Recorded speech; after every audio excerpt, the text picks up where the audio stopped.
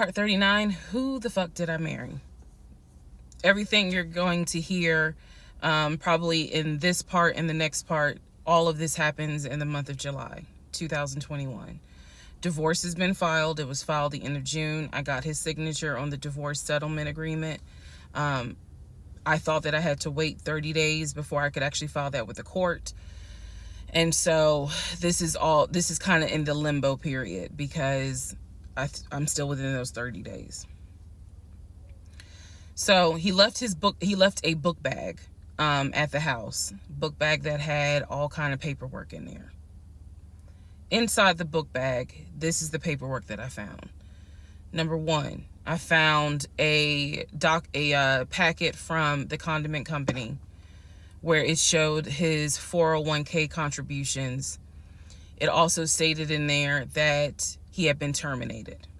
So he was terminated from the condiment company according to the paperwork in the packet that I saw in the book bag that he left at my house.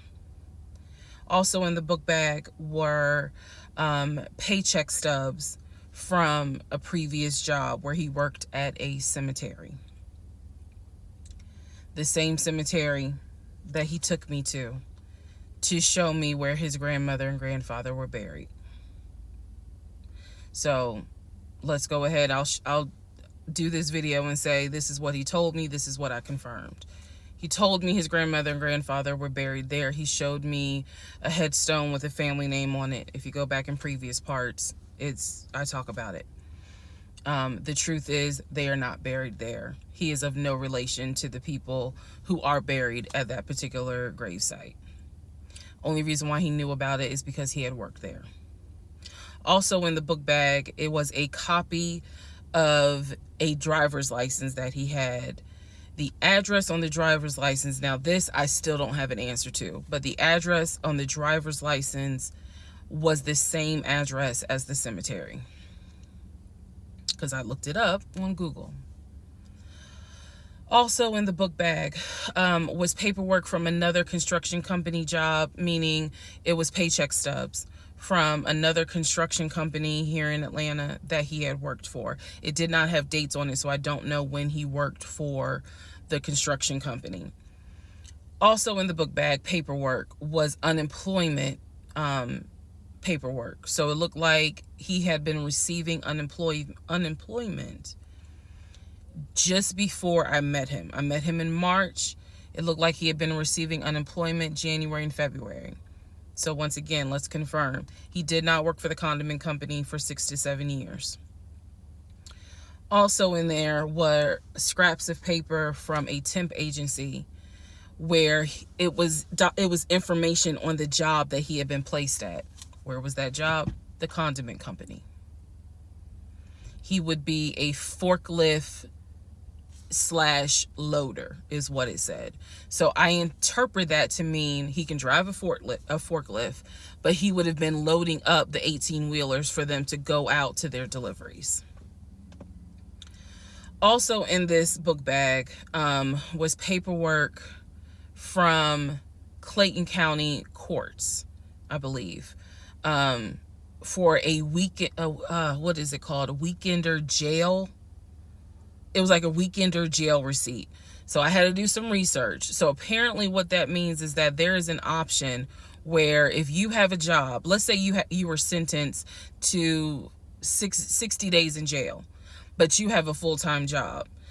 Apparently the court can say, okay, you'll go to jail on the weekends. So in other words, you have to report to the jail on Friday at 5 o'clock and you'll be there Friday, Saturday, Sunday. You will get out Sunday at 6 o'clock. Apparently that's actually a real thing. So what was in the book bag were multiple yellow receipts for different weekends that he had to report and get out of jail.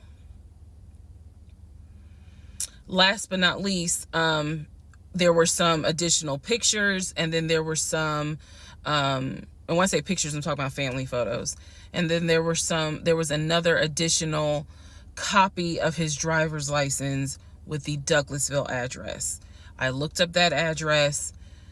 The name associated with that address was the same name as the ex-girlfriend that he had in between the ex-wife and me. If you go back to the video where I talk about the conversation I had with the ex-wife, she tells me that the address was going to come back to the ex-girlfriend.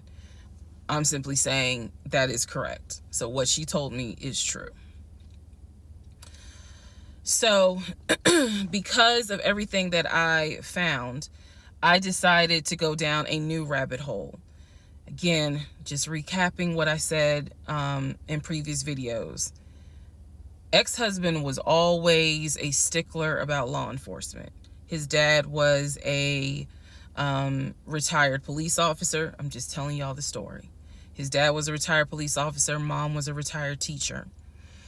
After his dad retired, they moved to Augusta, started a church. He took me to that church in Augusta. The same day that he took me to meet his aunt who lived in Augusta. So these are now things that he actually took me to, just like he took me to the cemetery.